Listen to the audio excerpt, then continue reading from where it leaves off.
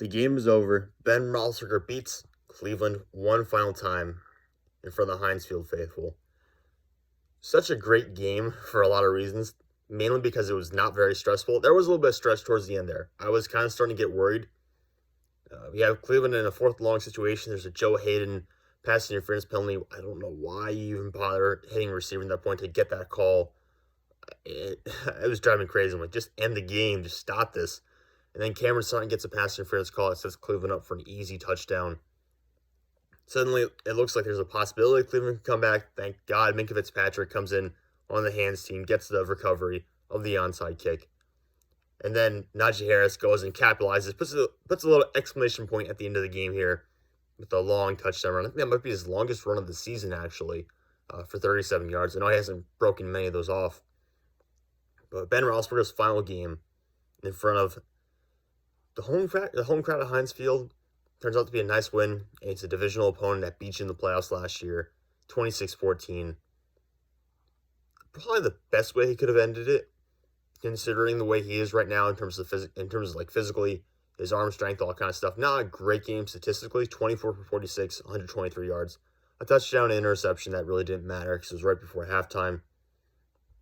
But overall, I think it was a really good game by Pittsburgh. I know the passing attack just wasn't there. You know, the leading receivers, Ray McLeod with 35 yards. But everything else was working so well. I'm very happy with how this game looked today.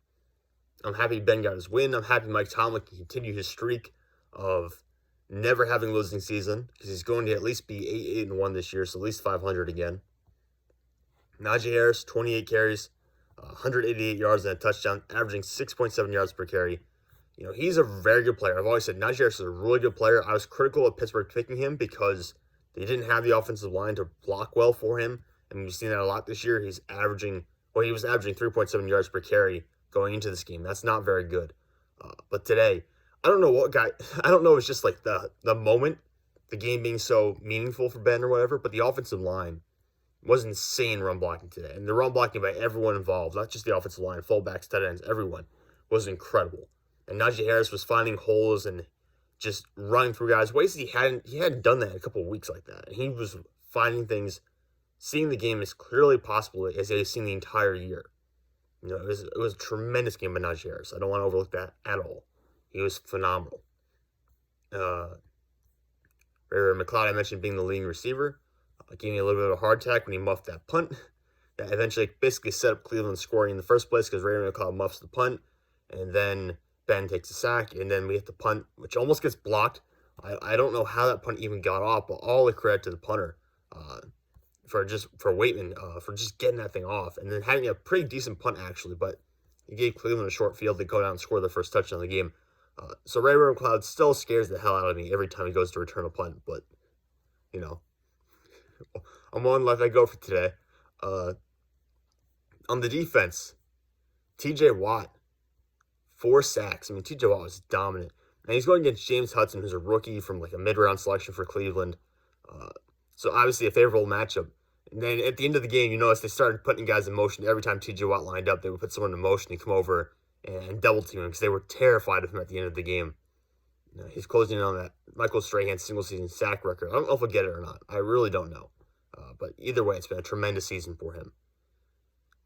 Alex Highsmith had 2 sacks and a couple tackles for loss, but like coming back as a kind of like the weak side defender, running over and running down running backs in the backfield. That was a great job by him today. Got Nick Chubb a couple of times and Ernest Johnson as well. D'Ernest Johnson. Cameron Hayward had a great game. He had a sack. He had a couple of times where he was just like forklifting offensive line back into Baker Mayfield's lap and just like tossing him around. Bull Rush is still unmatched in the NFL, arguably. Like, tremendous presence he offers in the middle of the field. Some of our backups guys getting in there, getting sacks as well. It was just a feast.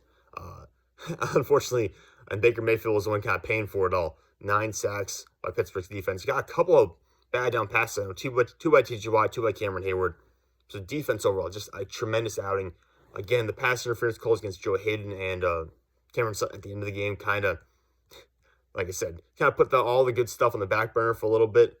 And Akila Weatherspoon had good interception, but I think he also gave up a long pass to Down Peoples-Jones that set up Cleveland's first score. But overall, I'm happy with him. Trey Norwood had an interception at the end of the game to let Bennett get the final kneel down.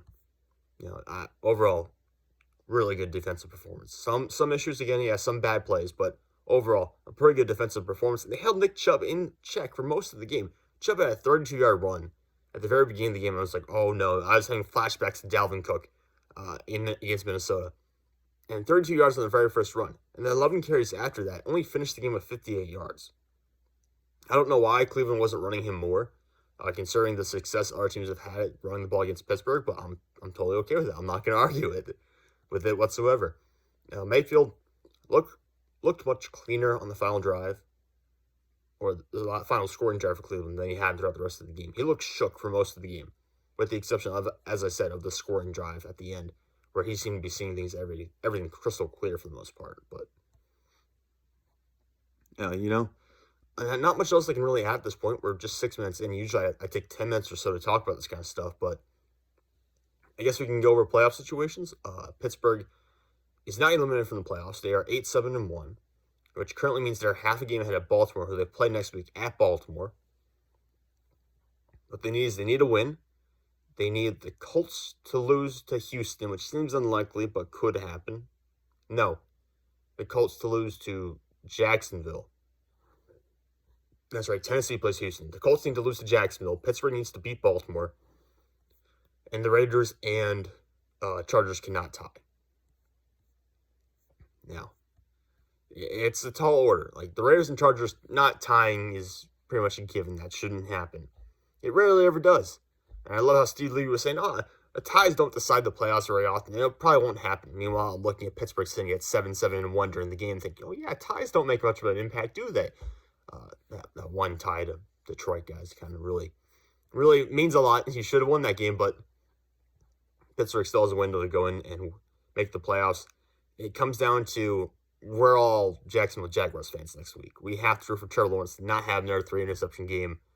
It doesn't matter if you were an Ohio State fan in college and Trevor Lawrence was at Clemson. It doesn't matter at all. You need to be rooting for Trevor Lawrence next week to come out and beat the Colts somehow, some way.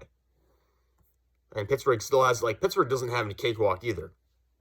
I don't know how healthy Lamar Jackson is going to be. I don't know if he'll play. Tyler Huntley is not a bad backup. He's a better backup than anyone we have on the roster. So, and he's still, a very versatile player, a very good runner. You have to play a defense similar to what you would play for Lamar Jackson when you face Tyler Huntley. So, Baltimore is not giving me a game. They still have some very talented players. Their defense will still make plays. They're still a John Harbaugh team, and they're still a rival team. And we know how rivalry games work in this division. It doesn't matter if you're playing third stringers. It can still be a close game. It'll still be filled with drama. So, Baltimore very banged up, very injured. Don't know who's going to play for them next week, but I would expect a game either way, especially because it's in Baltimore as well. So, Pittsburgh needs to win. Indy needs to lose. The Raiders and Chargers, who play each other, I should specify that. They play each other, I'm pretty sure. Can't tie. Not impossible by any means. Seems unlikely, given the fact that Jonathan Taylor will probably just get 30 carries and just run the ball and just run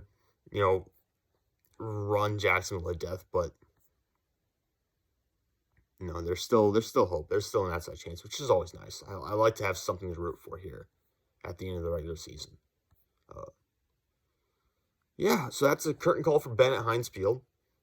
Even if he wanted to come back after all this, I don't think they would let him, just because he is a below average quarterback at this point in terms of arm strength, in terms of things. Some of the things he's limited to do. Just watch the passing offense. You can dispute that all you want. I don't care. Just watch the offense, and you can tell he's regressed so much. He's below average at this point as a quarterback. Although, actually, wait, there's one more person I want to talk about. Deontay Johnson had a couple of drops today. I'm not happy about that, but he's kind of slumped towards the end of the season in terms of going back to having more drops. But I want to talk about Chase Claypool. 3 catches for 17 yards on 9 targets. He had 2 or 3 drops as well. And Chase Claypool's a contested catch receiver and a vertical threat. Ben can't really throw deep enough to make use of Claypool as a true vertical threat right now. But he needs to make those contested catches. He had one hit right in the hands that could have really been crucial to getting potentially a touchdown instead of a field goal towards the end of the game, and he just dropped it. Now, he went early in the game where he basically caught it, hit it off his own helmet, and then caught it again and ended up dropping it. So I think Claypool has been pretty disappointing for me this year. I think just give him some time to reset, bring in another quarterback, and hopefully things will work out better next year for Claypool. Because I have high expectations for him going forward. I have high expectations for all these guys going forward, actually, which is a pretty positive thing to say. The only issue is I have no clue what's going to go on quarterback, and the offensive line to me is still a huge question marks. Clowney worked.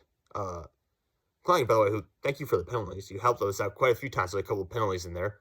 But Clowney he absolutely destroyed Okorafor once. Okorafor to me is still a problem. Dan Moore Jr. is still actually had a really good game against Miles Garrett, who's